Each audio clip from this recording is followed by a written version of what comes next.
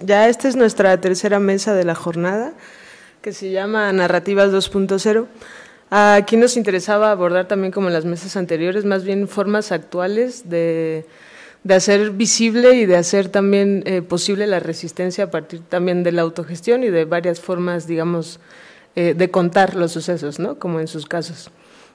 Para eso, bueno, para esta mesa, contamos con la presencia de dos pues sí, investigadores, artistas, ahí un híbrido. Rosa Borrás, que es de aquí de Puebla. Bueno, nació en Ciudad de México, pero reside y ya tiene mucho tiempo y mucha de su práctica es aquí en Puebla. Estudió diseño gráfico en la Escuela de Diseño del Instituto Nacional de Bellas Artes y Artes Plásticas en el Massachusetts College of Art. Licenciada en Diseño y Comunicación Gráfica por el Universitario Bauhaus.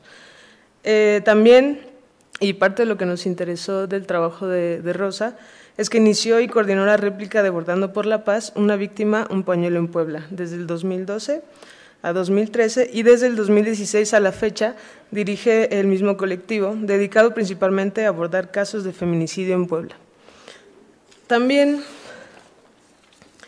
tenemos a Guillermo Espinosa Estrada, de Puebla también. Es autor de los ensayos La sonrisa de la desilusión, Tumbona Ediciones en 2011, y Entre un caos de ruinas apenas visibles, Ediciones Antílope 2017, y es profesor de literatura en varias instituciones y administra, aquí viene un nombre muy largo de la página, administra la Biblioteca Scriptocomunicorum.org, un archivo de textos sobre la comicidad. Entonces, les damos la bienvenida y muchas gracias por estar aquí.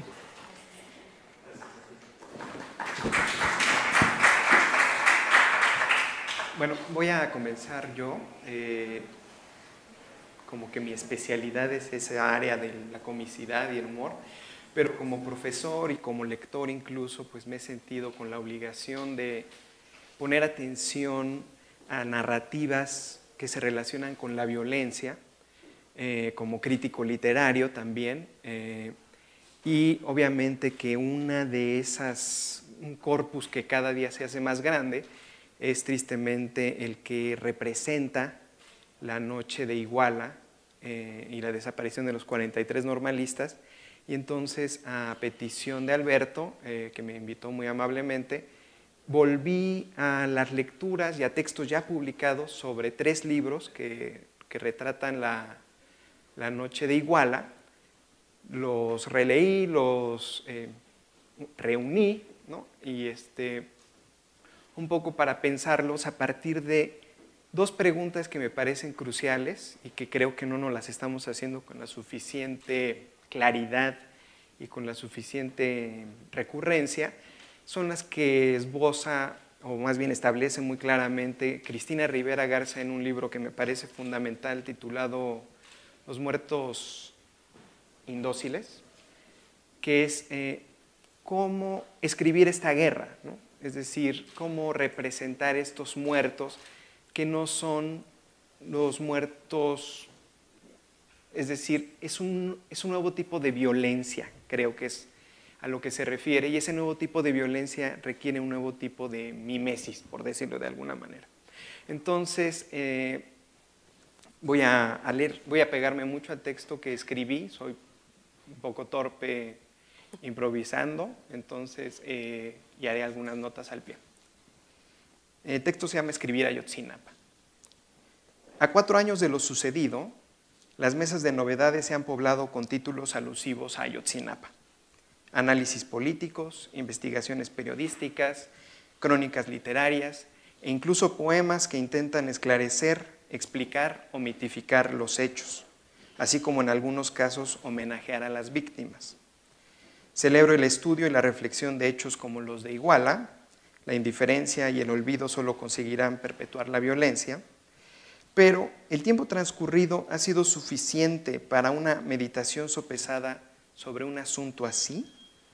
Me lo pregunto considerando que el evento mismo está fijándose en la conciencia colectiva como un acontecimiento, no solo como un hecho que desafía las formas tradicionales de ejercer la violencia, también las estrategias que tenemos para representar esa violencia. Lo sucedido la noche del 26 de septiembre es un claro ejemplo de horrorismo, término de Adriana Cabarero, que Rivera Garza define como, y cito, formas de violencia espectacular y extrema que no solo atentan contra la vida humana, sino además, y acaso sobre todo, contra la condición humana. Considerando que la guerra contra el narco en general y la noche de Iguala en particular nos obliga a repensar el contexto en el que vivimos y al hacerlo a replantear también nuestros métodos de escritura, una pregunta se torna ineludible. ¿Cómo escribir sobre Ayotzinapa? Propongo 3 títulos. El rostro de los desaparecidos, de Trino Maldonado, publicado un año después de los hechos. La travesía de las tortugas, publicado también un año después, del colectivo Marchando con Letras. Y Una historia oral de la infamia, de John Gibler, publicado 2 años después de los hechos. Y quisiera leerlos a través del concepto escritura documental que Rivera Garza postula en ese mismo libro que les había mencionado, Los muertos indóciles. Elijo estos títulos, en particular los primeros 2, y casi todo lo que voy a decir del libro de La travesía de las tortugas, del colectivo de periodistas Marchando con Letras, puede aplicarse a otro libro que también he leído y comentado y que me hubiera gustado incluir en estas páginas, pero por cuestiones de tiempo no pude, que se llama Procesos de la Noche, de Diana del Ángel, que es una crónica sobre el destino de los restos mortales de Julio César Mondragón, ¿no? Y todo lo que pasó con una segunda autopsia que pidieron hacerle sus familiares, ¿no? Es un libro muy en sintonía con este de Marchando con Letras, ¿no? Elijo estos títulos, los de Maldonado, Marchando con Letras, y en este caso el de Diana del Ángel, porque enuncian un fin muy similar, ¿no? Y que es muy interesante. También desde las artes visuales se presenta esta necesidad urgente, ¿no? Que es la de tratar de confeccionar un rostro para los desaparecidos, ¿no? Lo vimos con ilustradores por Ayotzinapa, ¿no? Con estos ejercicios de esbozar y dibujar incesantemente los rostros de los 43 normalistas, ¿no? Eso mismo hacen estos autores, ¿no? Maldonado se ve desde el título, ¿no? El rostro de los desaparecidos, y bueno, tanto Maldonado como Marchando con Letras y Diana del Ángel le devuelven los rostros a esos números que se desgastan de tanto repetirse. Estoy citando el libro de Marchando con Letras. Y continúa la cita. Restituyen a muertos y desaparecidos la vida que aquella noche le robaron, ¿no? Y utilizo las reflexiones de Rivera Garza porque, como les decía hace un momento, pocos autores se han hecho como ella las 2 preguntas que considero claves. ¿Qué tipos de retos enfrenta el ejercicio de la escritura en un medio donde la muerte horrísona constituye la muerte de todos los días? Y la segunda pregunta es, ¿cuáles son los diálogos estéticos y éticos a los que nos avienta el hecho de escribir literalmente rodeados de muertos?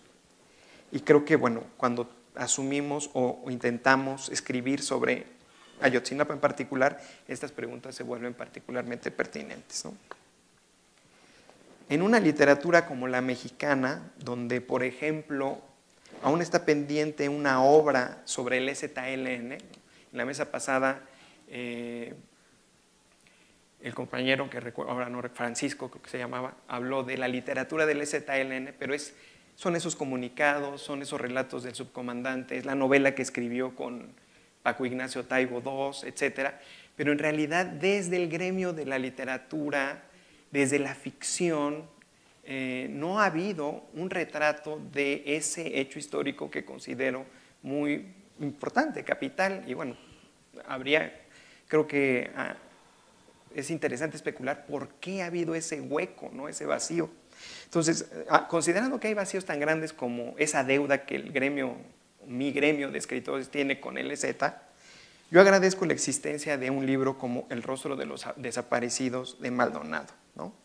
Maldonado no es un oportunista, creo, tampoco un improvisado, ya que es un hecho que conoce la lucha magisterial, es autor de otro libro que desde mi conocimiento es el único que retrata la represión a la APO en Oaxaca 2006, que es Teoría de las Catástrofes, ¿no? Fuera de ese ejercicio yo conozco crónicas, ¿no? Periodísticas, informativas, literarias, análisis políticos, pero de nuevo desde los escritores creo que solo Maldonado ha... sí, Trino Maldonado. Sí, ¿prefieres que diga Trino a Maldonado?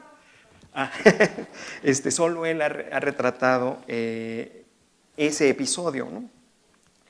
En esta otra, El rostro de los desaparecidos, intenta animar la vida íntima detrás del nombre de los estudiantes desaparecidos y algunos otros compañeros y familiares, aunque lo logra solo parcialmente.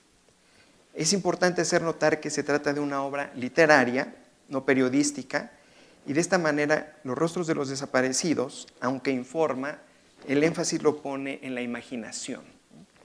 Es un libro que se nutre de la mitología del maestro rural, un personaje fundamental en la literatura mexicana del siglo XX, y a partir de esa tradición, de ese corpus, continúa su gesta con bastante disciplina, ¿no? Los personajes de Maldonado son una continuación de los de Revueltas y Lubina, ¿no? Dos textos como canónicos que sería Dios en la tierra y la crucifixión del maestro rural de parte de los cristeros, y de Lubina, Rulfo, donde el maestro rural alcoholizado en una tiendita de pueblo ve su vida representada en un comején que vuela hacia la luz y quema sus alas y cae, ¿no? Es como ese es el leitmotiv del relato, y el profesor se ve a sí mismo como ese personaje, ¿no? Entonces, un poco estos son sus antecedentes, y por eso para los normalistas en Maldonado son luces esplendorosas, y cito, que deben aniquilarse a sí mismas entre la noche para iluminar con su luz y su calor los corazones indolentes de los seres humanos. El contingente de normalistas esbozado en estas páginas conforma un ejército de misioneros laicos que en la tradición más cardenista están dispuestos a dar la vida por sus ideales. La travesía de las tortugas, por otro lado, del colectivo Marchando por Letras, es un título también bastante necesario, ¿no? Y sigue una estructura que por desgracia podríamos calificar ya de recurrente, lugar común, ¿no? Que es en un país como el nuestro, ¿no? Puedo citar el libro de 72 migrantes, donde 72 escritores se unen para homenajear o rendir tributo, hacer un duelo por los caídos en San Fernando, 127 periodistas que se juntaron para hacer lo mismo, ¿no? Rendir un homenaje a sus colegas caídos en el libro Tú y yo coincidimos en la noche terrible. Otro colectivo, Periodistas a Pie, que también hizo un libro sobre los normalistas, ¿no? En Periodistas con Ayotzinapa, y en fin, creo que podemos encontrar un par más de libros donde estos eventos terribles, ¿no? Impulsan a los autores a congregarse y escribir textos a propósito. La travesía de las tortugas es un ejemplo más, ¿no? Donde se recolectan 47 perfiles, donde se indaga cómo era la vida de los estudiantes antes del 26 de septiembre, los 43 desaparecidos, los 3 asesinados, y me parece que también hay uno de Aldo que quedó en coma, ¿no? Dada su naturaleza periodística y su estructura plural, en estas páginas no vamos a encontrar ningún denominador común entre los normalistas, mucho menos a los héroes, casi mártires, que presenta Maldonado. Aquí más bien conocemos personas, individuos autónomos, que salvo la pobreza y la juventud, poco más comparten entre sí. De hecho, al entrar en la intimidad de estos personajes, no deja de ser sorprendente que muy pocos de ellos hayan tenido vocación de profesores. La travesía de las tortugas deja claro que muchos normalistas terminaron en Ayotzinapa después de haber sido rechazados de la policía, del ejército, la marina o de otras universidades públicas, sacrificando su vocación de agrónomos, veterinarios, arquitectos, etc.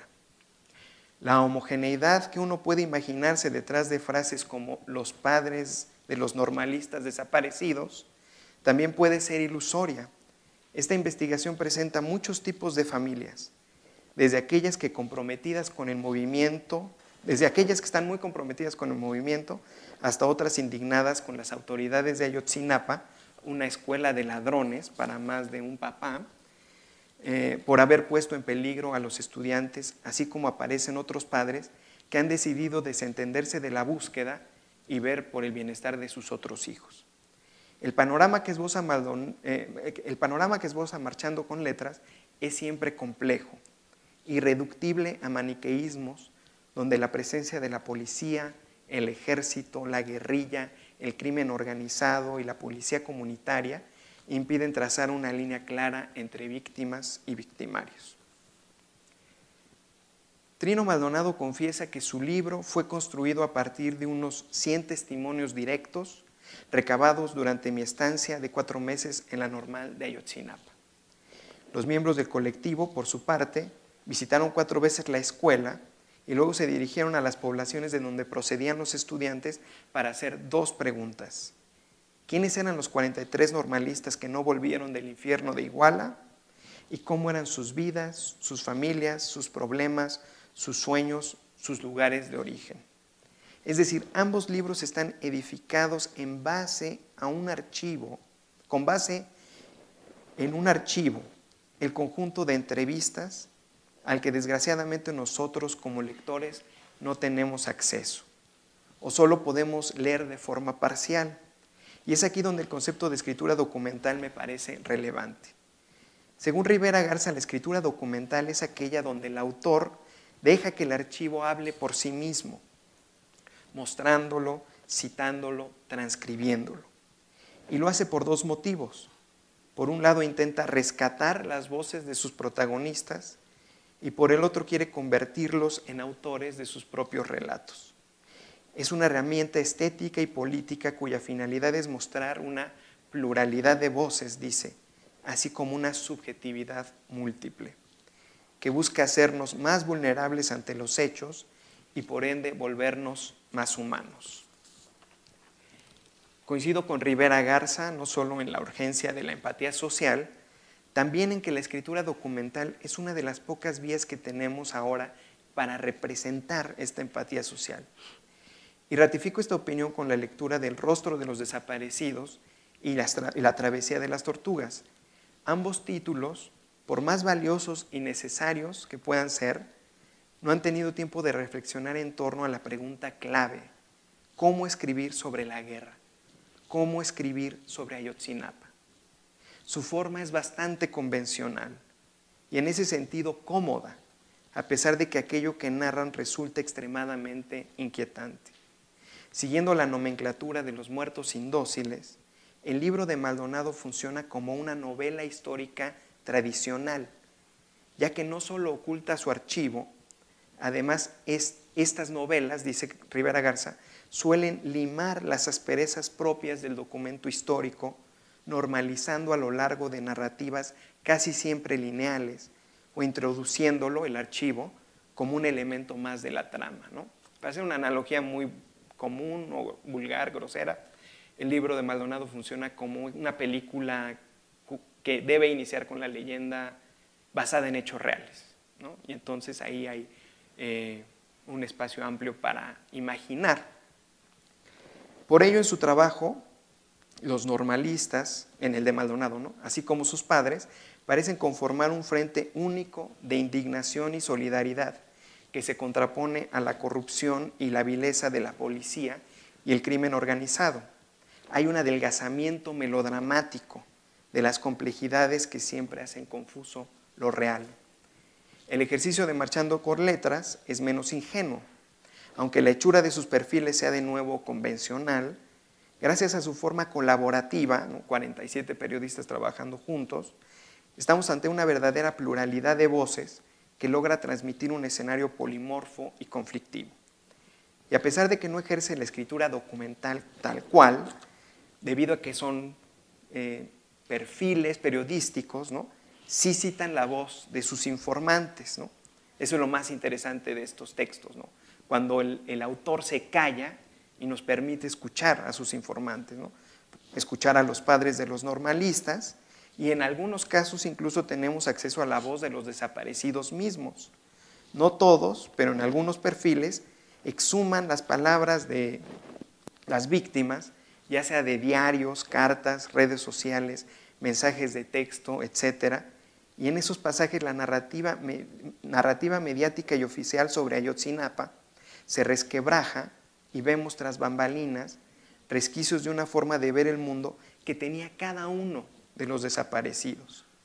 Desde la perspectiva de Rivera Garza, una novela histórica tradicional como la de Maldonado está hecha para confirmar el estado de las cosas, mientras que estrategias narrativas como la escritura documental buscan cuestionarlo y en su caso subvertirlo. No creo, o no sé hasta qué punto, los perfiles de La travesía de las tortugas subviertan el estado de las cosas, pero sin duda sí desafían más de un lugar común, ¿no? Y creo que eso es bastante valioso. Finalmente quiero hablar de una historia oral de la infamia, que creo que es el ejercicio más interesante y logrado para representar este episodio en concreto, ¿no? Y creo que es por el uso radical que hace, podría haber sido un poco más radical, pero ya es bastante, creo, lo hace bastante bien, de John Gibler, ¿no? Quien en este libro reconstruye con exactitud pericial lo ocurrido desde la tarde del 26 de septiembre hasta el mediodía del 27. Y lo hace echando mano exclusivamente de la escritura documental. El texto está conformado por 40 entrevistas, pero el autor tuvo el acierto de eliminar las preguntas, fraccionar las respuestas y después acomodar los pedazos en orden cronológico. En realidad se trata de 143 fragmentos, cada uno con el nombre de la persona que se lo dijo, ¿no? Cada uno de estos fragmentos tendría un autor particular, ¿no? Testimonios que cuentan, cada uno por su lado, el mismo episodio 10, 15, 20 veces seguidas, ¿no? Esto no solo derrumba cualquier maliciosa versión alternativa, como que los estudiantes habían ido a Iguala a reventar el meeting de María de los Ángeles Pineda, o que la Normal estaba infiltrada por los rojos y su objetivo último era tomar la plaza, ¿no? La repetición, ¿no?, incesante y con asombrosas coincidencias que hace imposible una coreografía o que se hayan puesto de acuerdo para mentir, ¿no? La repetición además se convierte en una herramienta de análisis. Ya es casi un lugar común señalar que la desaparición de los 43 estudiantes es un acontecimiento, ¿no? Y entiendo el concepto de acontecimiento como lo define Zizek en su libro Acontecimiento, que es sencillamente un cambio del planteamiento a través del cual percibimos el mundo y nos relacionamos con él. Lo valioso para mí del libro de Gibler no es que él diga o asuma que esa noche fue un parteaguas histórico, sino que echando mano de la escritura documental nos muestra cómo los protagonistas del suceso, ¿no?, los normalistas, descubren de repente que viven en un mundo diferente al que estaban habituados apenas horas antes. La crónica ilustra con exactitud el paso de un México antes a un México después de eso que hemos decidido llamar Ayotzinapa. ¿Cómo se puede escribir una historia de lo imposible?, se pregunta Michel Rolf Trujillo en el epígrafe del volumen. Y la cita es pertinente porque en las siguientes 200 páginas, la línea que separa lo posible de lo imposible va a sufrir un dramático desplazamiento. La crónica avanza no solo por progresión cronológica, más bien se impulsa por una serie de desengaños en los que la realidad defrauda y decepciona continuamente las expectativas de los protagonistas. La actividad que llevaban a cabo ese día, por ejemplo, era una suerte de tradición, ¿no? Es una palabra que usan mucho. Los normalistas necesitan autobuses para viajar a la Ciudad de México y participar en la marcha del 2 de octubre. El presupuesto estatal no les permite comprar unidades nuevas, así que cada año van a secuestrarlas, ¿no? Y dice un alumno, como se ha hecho año con año, o dice otro, era una actividad normal. Pero es entonces que las cosas cambian. Empezó a haber muchas cosas extrañas, recuerda Eric Santiago López. Comienzan a notar algo muy raro, según Carlos Martínez. Y esa anomalía es que la policía les está disparando. No se trata de cohetes, como algunos creen en un principio, ni de tiros al aire. La policía está tratando de matarlos, y esto es algo que les cuesta trabajo concebir. Según los jóvenes, cuando ellos dicen, somos estudiantes, no tenemos armas, la policía empieza a negociar. Es casi un tipo de fuero, dice Iván Cisneros, pues al decir somos estudiantes y no tenemos armas y les mostramos las manos de que no estamos armados, ya ahí, antes, pues los policías bajaban sus armas y ya se tendría que haber empezado un diálogo como siempre lo hemos hecho. Pero así era antes. Ahora han desaparecido los fueros y parece que el diálogo es un trámite prescindible. Los hábitos son tenaces. Por ello es que aún después del primer ataque, en el que la policía ha herido a 3 jóvenes, entre ellos a Aldo Gutiérrez Solano, con un disparo en la cabeza, y supuestamente han detenido y encarcelado a decenas de ellos, los normalistas creen que estarán más seguros si llega la opinión pública. Nosotros marcamos a la prensa, dice Uriel Alonso Solís. Dijimos que con la prensa aquí nos íbamos a sentir más seguros. Pero es entonces que frente a los medios se suscita el segundo ataque, donde caerán Daniel Solís Gallardo, Julio César Ramírez Nava y Julio César Mondragón. Al principio, cito, muchos pensamos que eran disparos al aire, confiesa Rodríguez Montes, uno de los periodistas que acababa de llegar a la escena del crimen para reportear el primer ataque. Pero cuando se empezó a escuchar los proyectiles y los cristales de muchos carros empiezan a reventar, entonces ya todos empezamos a correr. Los normalistas, que para ese momento han salvado su vida en 2 ocasiones, empiezan a entender que las reglas con las que creían que funcionaba el mundo han dejado de operar. Si al principio creen que la policía los va a llevar, cito, así como siempre cuando nos reprimen, a una cárcel o alguna delegación, y su peor temor es que los dejen ir después de su madriza, ahora, después del segundo ataque, tenían miedo, cito, de que si nos encontraban ahí nos mataran, porque ahí ya no pensamos que nos iban a agarrar nada más. Al contrario, pensamos que nos iban a matar. Un tercer y definitivo desengaño se suscita a la mañana siguiente, al describir que los compañeros que imaginan detenidos en realidad no lo están. Nosotros creímos, cito, que a los compañeros que se habían llevado los iban a traer al día siguiente a la cárcel, dice Omar García, bajo fianza o como fuera, un proceso legal, jurídico, y lo sacaríamos porque éramos estudiantes, como en años pasados, como en épocas anteriores, donde caen estudiantes, se les saca de la cárcel bajo presión política o como fuera. Pero en ese momento, cito otro testimonio, nunca pensamos en la desaparición, continúa Edgar Andrés Vargas. Yo pensaba que era como siempre, te llevan los policías, te tienen ahí, te cuestionan y todo y ya te sueltan. Pero esa noche la realidad se las ingenió para decepcionarlos una vez más y convencerlos de que desde ese instante había que pensar e imaginar de un modo diferente.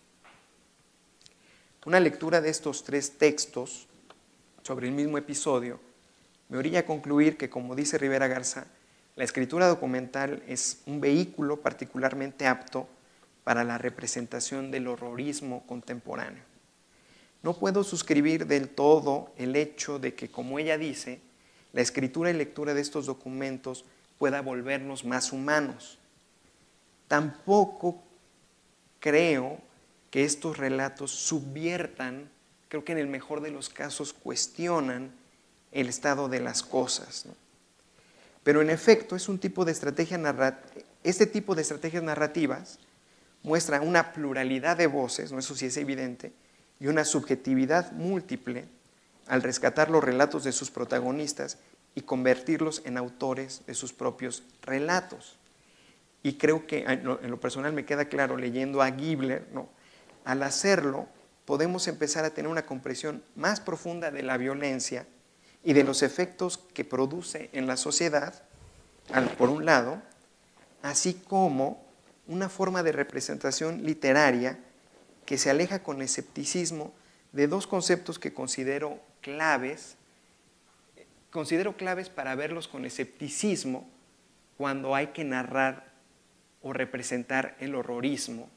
Y bueno, aquí voy a dejar un poco esto abierto porque podría continuar, pero ya no tiene mucho que ver con esto, que es cómo la escritura documental en sí misma nos obliga a distanciarnos y a mirar escépticamente conceptos como la originalidad y la autoría individual, ¿no? Es decir, son estrategias de escritura que esos dos valores centrales en la literatura moderna de repente se develan como obsoletos y completamente, creo, ineficaces para narrar episodios de necropolítica, ¿no? Y es podría tal vez hacer conexiones con la exposición, con otros textos, con el 68, pero creo que podríamos dejarlo también para las preguntas.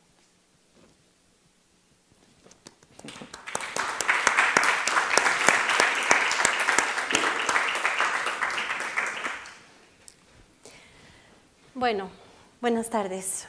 Ahora me toca a mí y soy la última, entonces tiene una parte buena y una parte mala. La buena es que pues se puede cerrar bonito y todo, y la otra es que soy la última. Entonces, pues ya estamos cansados y todo. Pero bueno, les voy a hacer una presentación muy general de lo que es Bordando por la Paz, de lo que ha sido el movimiento desde que inició en México y un poquito sobre lo que ha sido en Puebla. Y esto es como eso, como un resumen, y hay algunos aspectos a resaltar que de una vez les voy a decir para que ustedes puedan ir identificando, que son lo colectivo, lo público, anónimo, ¿no? que tiene que ver con todo esto de lo que hemos estado hablando, el espacio físico o los espacios físicos que se ocupan, la relación de esta acción con el Internet y con lo remoto, con lo electrónico, los intercambios que se dan con otros colectivos, ya sea de modo virtual o a partir de lo virtual, pero que luego se convierten en intercambios físicos de pañuelos, como van a ver unos ejemplos, la visibilización de la acción misma como una forma de protección a los bordadores, la flexibilidad que tiene esta acción y la capacidad de adaptación a los contextos específicos, el hecho de que se convierte en un instrumento, tiene una operatividad política concreta y fija el problema en la memoria de las personas. Entonces, bueno, la titulé Pañuelos bordados más que hilos sobre tela. Aquí traigo uno que es de los primeros que se bordaron en la Ciudad de México. Y allá adelante hay otros que ya les explicaré qué es. Al final los invito a que se acerquen y los toquen y los sientan. Entonces, ¿a dónde tengo que apuntar? ¿Adelante? Ah, gracias. Bueno, el colectivo Fuentes Rojas es originario de la Ciudad de México, es un grupo de artistas, un colectivo inicialmente de artistas plásticos, visuales, que se juntaron como reacción a la convocatoria de Javier González Sicilia y la creación del Movimiento por la Paz con Justicia y Dignidad. Ellos hicieron varias acciones colectivas anónimas antes, que era pintar las fuentes, como hace rato alguien comentó, ¿no? Que pintaron varias de las fuentes de rojo también en abril del 2011.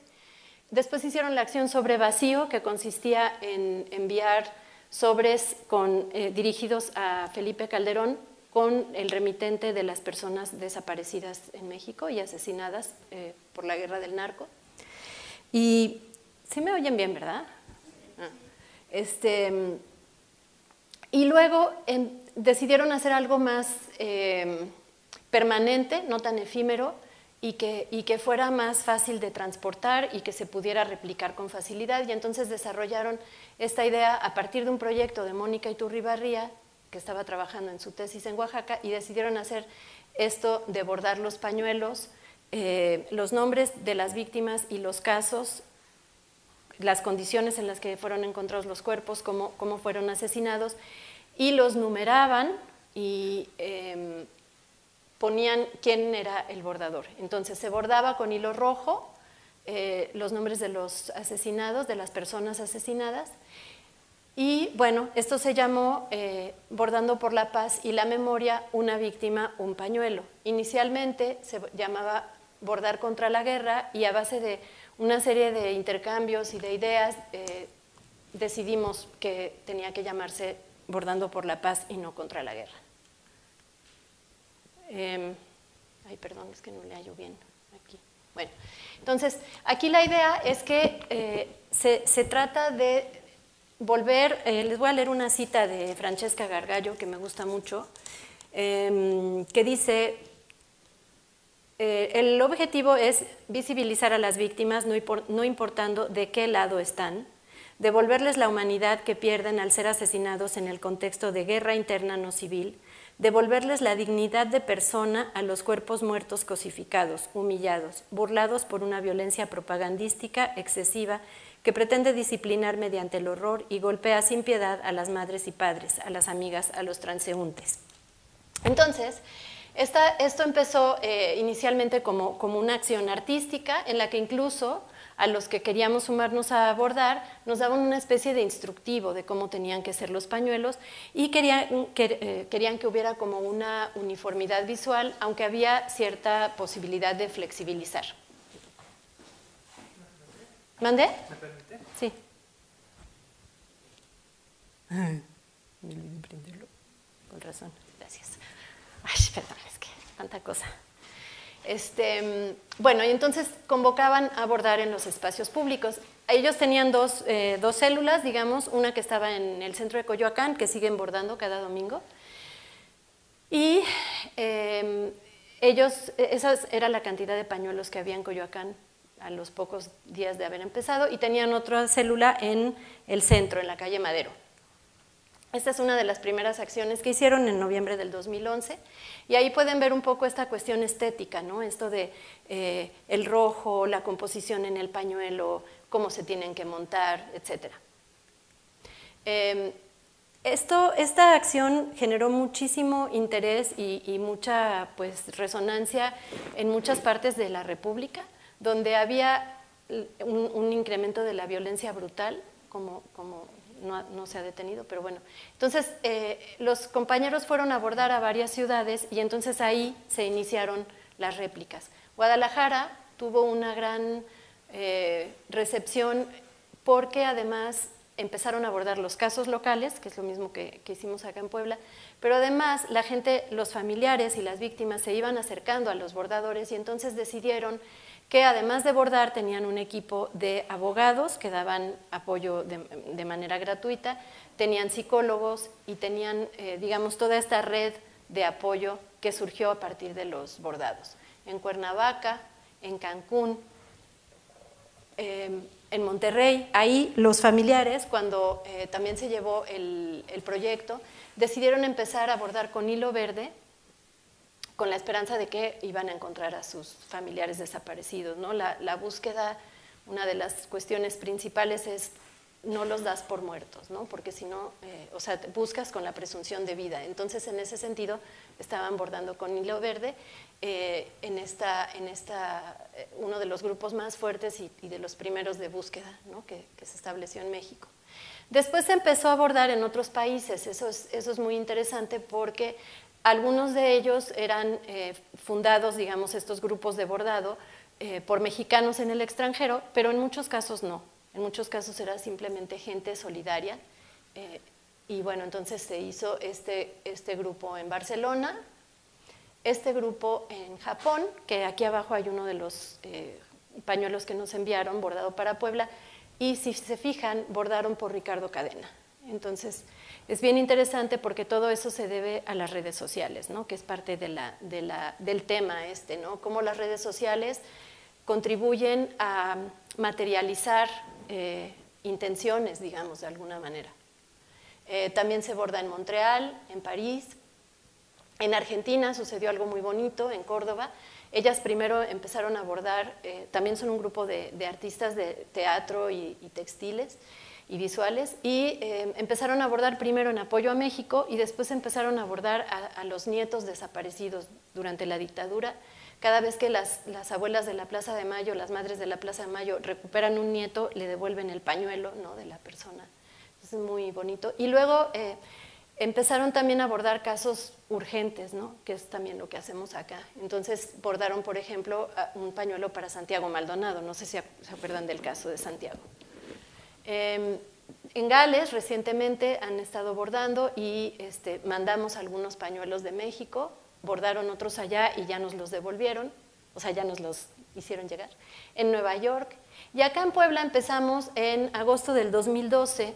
Queríamos empezar antes, pero por una serie de cuestiones no pudimos empezar el colectivo como tal hasta agosto. Y empezamos con 6 pañuelos. Inmediatamente tuvo una convocatoria muy importante. Empezamos a colgarlos ingenuamente en los barrotes del Hotel Colonial, de la ventana del Hotel Colonial. A las 2 horas nos hicieron bajarlos, pues bueno, los bajamos. Y entonces en septiembre se nos ocurrió, el colectivo en sí, empezamos 3 personas y ya para septiembre éramos 11 los que estábamos organizando esto. Y entonces pensamos que sería bueno participar en esta convocatoria de los 10 días por la paz.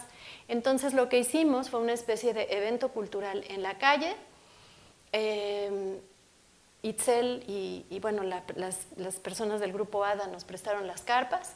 Y entonces se volvió en una fiesta por la paz, mientras por la Palafox estaba el desfile militar, ¿no? Entonces estaban las tanquetas pasando y nosotros muy felices bordando, aprendiendo la cuestión de la producción de energía eléctrica de manera alternativa, en fin. Entonces esto es bien importante porque pues ahí pueden ver las notas, ¿no?, que puse.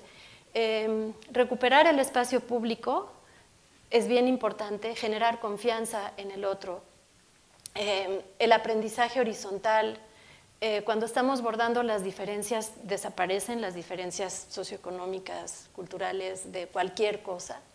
Y entonces, bueno, para mí tiene muchas virtudes bordar y tiene una fuerza que al gobierno no le gusta, ¿no?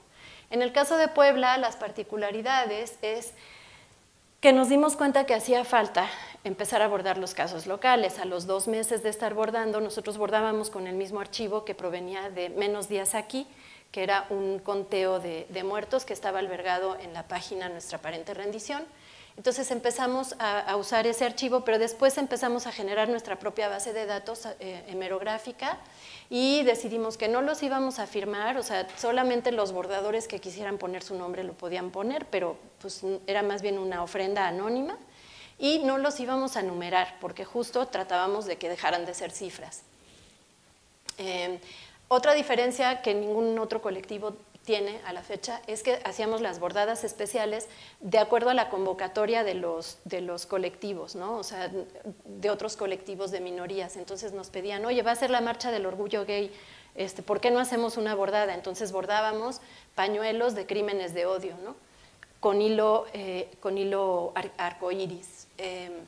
Después bordábamos también bordadas de temas urgentes, ¿no?, como de respuesta inmediata. Y después empezamos a bordar también ocasionalmente en otros espacios. Aquí tienen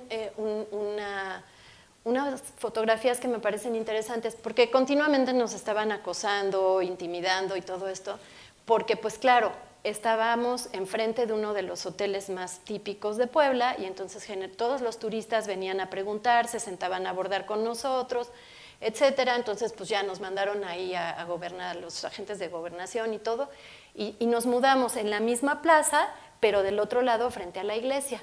Entonces ahí ya no nos podían decir nada. Bueno, no nos podían decir nada de todas maneras, pero no queríamos poner en riesgo al resto de los bordadores. Entonces, me van diciendo del tiempo alguien, ¿eh? Entonces, bueno, hicimos una rueda de prensa porque sí nos grabaron, nos tomaban fotos, nos acosaban todo el tiempo, entonces sí quisimos denunciar este acoso, pero además fíjense cuántos pañuelos ya teníamos en 2 meses, ¿no? Es decir, la gente realmente estaba muy involucrada. Esta es una de las bordadas que les contaba. Ese pañuelo de Agnes no lo tengo aquí ahorita, pero... y esta fue la última bordada del 2012. La finalidad de hacer estos pañuelos era hacer un memorial colectivo, efímero, ciudadano, para despedir a Calderón el 1 de diciembre y recibir a Peña Nieto. Entonces, esta es una de las bordadas que más me gustó porque fue muchísima gente y se nos olvidó las diferencias entre los colectivos porque hay mucho esta tendencia a que entre los mismos ONGs pues hay como raspaduras, ¿no? Están como... Y aquí todo fluyó. Bueno, entonces participamos en una de las primeras cosas que se hizo el 25 de noviembre de las manifestaciones públicas en el Día de la Eliminación de la Violencia contra la Mujer. Con las compañeras de DDCER armaron un túnel y en el túnel estaban los pañuelos. ¿Sí ven bien o hay mucha luz? Bueno. Esta es una de las bordadas que hicimos como respuesta a un caso emblemático que nos dejó en shock a todas las compañeras y compañeros, que fue el caso de Guadalupe Abigail Bautista, y es un caso emblemático porque es la primera víctima que se encontró después de haber sido tipificado como delito grave el feminicidio en Puebla. Se tipificó en noviembre del 2012 y entró en vigor en enero del 2013, y a Abigail la encontraron en una maleta tirada en la esquina, o sea, fueron a dejar la maleta en la esquina donde se tira la basura en las calles 13 Norte y 8 Poniente. Entonces hicimos una bordada especial para ella, pusimos una ofrenda en el sitio y nos fuimos a bordar al Zócalo, y fue muy bonita porque era como... Pues eso, era una ofrenda, ¿no? Teníamos muy presente de qué se trataba. Y este señor, bueno, nos cautivó a todos porque no se fue hasta que no acabó de bordar su cruz. Entonces es diferente, ya no son solo pañuelos, ¿no? Son pequeñitas cosas que se pueden terminar en una bordada. Estuvimos también en varias de las marchas de las putas, hemos participado con los pañuelos. Esta fue una de las bordadas de reacción de las que les hablaba. El incremento de la inseguridad en Puebla es brutal y ya desde entonces se notaba. Entonces convocamos a una bordada en la que dibujamos el mapa de la ciudad de Puebla en grande e invitamos a la gente a que bordaran una cruz o lo que quisieran ellos en algún lugar donde habían sido víctimas del delito, de algún delito. Otra de las participaciones importantes que es un poco diferente a otros colectivos es que nos sumamos a algunas demandas de defensa de los espacios públicos o de los espacios comunes. En este caso nos invitaron a bordar en el sitio, en la plaza del barrio del Artista, donde se encontraba la Casa del Torno. Entonces fuimos ahí y entonces nos preguntaban ¿por qué fueron a bordar? ¿Qué tienen que ver los bordadores? Esas son algunas de las respuestas que dimos. Y creo que es importante mencionarlo porque así como la gráfica, es decir, esto es hacer como gráfica viva, como estar participando en el momento y acuerparse, ¿no? Como decía hace rato Mina, estar poniendo el cuerpo en el espacio público que te pertenece, ¿no? Y estar diciéndole al gobierno, ya estamos hasta la madre. Esta es una bordada que hicimos a raíz hicimos varias bordadas por la guardería ABC, pero a petición de una de las bordadoras más frecuentes, que es una maestra jubilada, nos propuso bordar los nombres de los niños, de cada niño en un pañuelo. Entonces bordamos los 49 nombres, con las edades y todo, y dibujitos, fue muy bonito. Mandamos a hacer los pañuelos en tela especial y los mandamos a los papás de los niños, están en Hermosillo ahorita los pañuelos. Y este es el memorial del que les hablaba, que fue el 1 de diciembre, que no sé si se acuerdan que hubo una gran trifulca, fue cuando hirieron al maestro de teatro Cuy Kendall, que después murió, estuvo en coma mucho tiempo. Y entonces esto empezó en San Lázaro, se fueron al Zócalo, bajó por la calle Madero, y entonces nos alcanzó, hubo una gran batalla campal en Bellas Artes, y nosotros teníamos todos los pañuelos, habían venido colectivos de todo México, y habían venido las chicas de Argentina, habían mandado pañuelos de todos lados, y teníamos más de 2.500 pañuelos montados. Habían pasado varios contingentes de la manifestación de manera pacífica, pero después se armó y entonces unos compañeros, que no sabemos quiénes son, sospechamos que eran de los compañeros anarquistas que estaban pasando, cortaron los pañuelos para que no les pasara nada y entonces los pudimos salvar. Ahí están los pañuelos de Puebla. Y así acabaron los pañuelos, algunos de los que nos tocaron a nosotros, que fue la mayoría, otros grupos de pañuelos se los llevaron a otros colectivos, a nosotros nos dejaron encerrados en el patio del Museo de Memoria y Tolerancia, donde está la Secretaría de Relaciones Exteriores, ¿no? Entonces ahí estuvimos encerrados hasta como las 4:30 de la tarde, que ya nos pudimos salir, ¿no? Esto del memorial, que era un memorial pacífico y que no pudo cumplir con su cometido, fue devastador para muchos colectivos, generó muchas tensiones entre varios de los colectivos, al interior de los colectivos, y entonces replantearon muchas cosas. Acá en Puebla seguimos bordando un rato, yo me retiré un poco me retiré del colectivo, pero seguía apoyándolos cuando podía. En 2014 los compañeros, yo ya no bordaba con ellos, los compañeros tuvieron que mudarse al Zócalo, desde la Plaza de la Democracia, fueron otra vez desplazados, en este caso por la reducción del espacio público, porque empezaron a alquilar para poner los puestos, ¿no? Y lo convirtieron en un tianguis, entonces lo convirtieron en un espacio comercial, y entonces ellos tuvieron que irse al Zócalo, después dejaron de bordar porque siguieron acosándolos, a uno de ellos en particular, un activista mucho más visible. Y bueno, se hizo una pausa muy larga. Después en 2016, bueno, yo nunca dejé de bordar, bordaba por mi cuenta y de repente me invitaban a algún lado a bordar, pero en noviembre del 2016 con otras amigas decidimos volver a bordar en circunstancias diferentes, porque pues ya eran 4 años después, ¿no? Ya había presos políticos en Puebla, ya estaba muy fea la situación como para arriesgarnos a estar en la calle, entonces seguimos bordando, pero en espacios protegidos. Replanteamos los objetivos, porque pues evidentemente ya no era hacer el memorial, ya era otra cosa, y entonces también actualizamos las formas y los contenidos de los pañuelos. Decidimos también que era urgente bordar nombres de feminicidios, de mujeres víctimas de feminicidio en Puebla, y también bordar otra vez lo que fuera necesario.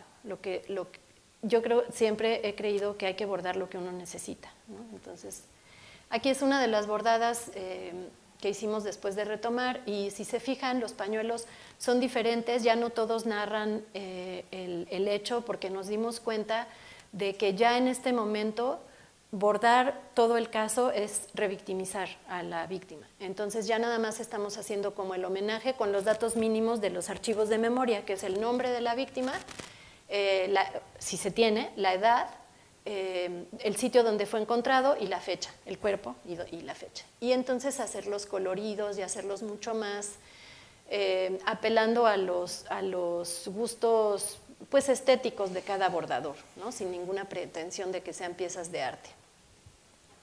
Entonces, esto es lo que les contaba, ¿no? Hemos estado bordando ya de manera diferente. Ese que está en medio, de Ángeles Leiva, es de los últimos que bordamos con la descripción de los casos. Minerva es un caso muy horrible, no sé si alguien lo conoce aquí, pero después les puedo contar. Y bueno, esta es una de las marchas más recientes a las que fuimos,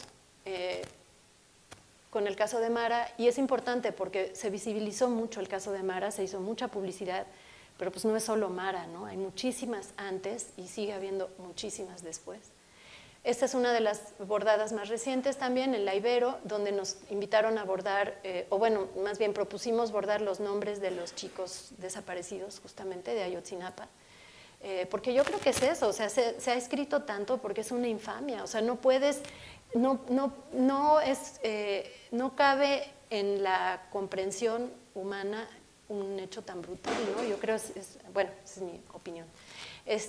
Y recientemente también lo que hemos estado haciendo es, además de hacer la bordada, hacer como una reflexión en torno al tema que se está abordando. Entonces, en este caso, nos invitaron a la Facultad de Arquitectura, un amigo que es diseñador, y decidimos bordar los nombres de los periodistas asesinados durante el Peñato. Entonces, para esta ocasión, invitamos a Ernesto Aroche a que nos diera una charla de, él la tituló la violencia contra la prensa, violencia contra la ciudadanía, o algo así era, ¿no? O sea, ¿por qué es violencia contra...? ¡Ay! Uy, perdón, se me olvidó. Y también nos invitaron al CEDES, aquí en la Facultad de Economía, y la doctora Maru Martínez de Ita propuso primero bordar los nombres de las estudiantes de la UAP que han sido asesinadas, algunos ya los teníamos bordados, y entonces ella también dio una plática sobre el feminicidio, ¿no? Y sobre las particularidades del feminicidio en Puebla. Y esta es la exposición que hicimos en agosto a 6 años de Bordando por la Paz Puebla. Fue una experiencia muy bonita porque pudimos exponer pues casi 300 pañuelos, tenemos más, pero pues aquí yo decidí que esos eran los que tenían que ir. Entonces, bueno, es una muestra muy representativa de qué bordamos desde el principio, cómo se ha ido transformando. Estaba como por grupos temáticos y estuvo un mes la muestra y parece que generó bastante interés entre los jóvenes, ¿no? Hablando de los jóvenes, de la importancia que tiene que los muchachos y muchachas vean los antecedentes y cómo se puede interpretar esta violencia desde otros lenguajes, ¿no? Y cómo se interioriza. Entonces yo creo que la fuerza del bordado es justo eso, que apela mucho a los sentidos. Es una compañera, tiene una tesis doctoral y ella dice que los pañuelos son parte de lo que ella llama estrategias estéticamente convocantes y que tienen justo esta flexibilidad para adaptarse a los contextos, que son acciones públicas y que son fácilmente adaptables, ¿no? a los contextos específicos. Y entonces yo a 6 años me sigo preguntando esto, ¿no? ¿Por qué sigue siendo tan importante? ¿Por qué la gente sigue pidiendo bordar? ¿Por qué surgen nuevos grupos de bordado, como el grupo de familiares Caminando por Justicia en Michoacán? Las chicas que están bordando actualmente en Jalapa, feminicidios. ¿Qué está sucediendo? ¿Por qué el bordado es tan importante? ¿Qué se borda hoy? A diferencia de lo que se bordaba o cómo se borda, que tiene que ver un poco con estos lenguajes, ¿no? y con el cómo hablas de las tragedias, y qué estamos aportando con el bordado 6 años después. Yo lo dejaría como estas preguntas porque tiene múltiples respuestas y solamente quería, no sé cómo estamos de tiempo. Ya casi, ya me hicieron cara de que ya párale. Bueno, nomás que les quería leer, porque creo que es importante, por acá tenía algo que les quería leer. Bueno, eso, la fortaleza de estas iniciativas lanzadas desde redes sociales que se materializan, ¿no? En el espacio tangible. La noción de que el artista o el creador o como quieran llamarle, desaparece. Y esta frase es esto quería leerles. Iliana Diegues dice en su libro Cuerpo sin duelo que los pañuelos condensan las narrativas del duelo en América Latina. Son las escrituras del dolor, del amor, de la espera. Reclaman el derecho a llorar la muerte, a hacer un duelo público y colectivo. Las prácticas artísticas que trabajan con el dolor reflejan cómo la realidad ha contaminado el arte y lo configura como una memoria del dolor. Entonces, pues bueno, yo aquí lo dejaría y no sé quién dijo hace rato, todo está conectado y seguimos en las mismas, ¿no? Y a mí me sorprende ver la exposición y son los mismos problemas, las mismas necesidades, no sé, entonces bueno, pues aquí lo dejo y les invito a que pasen, no sé en qué momento será bueno, a que vean los pañuelos. Este que traigo acá, ya les dije, ¿no? Es uno de los primeros que se bordó en México y me parece súper oportuno porque nosotros no pedimos esta guerra y no queremos más militarización. Y este es un pañuelito muy lindo, que es el que se usó en la invitación al memorial colectivo, donde la chica que lo bordó, Elia, iba añadiendo colectivos, por eso están tan apretados los nombres, porque le iban llegando pañuelos de todos estos sitios, ¿no? Entonces, este pañuelo, estos dos estuvieron perdidos por un rato y los acabo de recuperar y estoy feliz. Bueno, pues muchas gracias.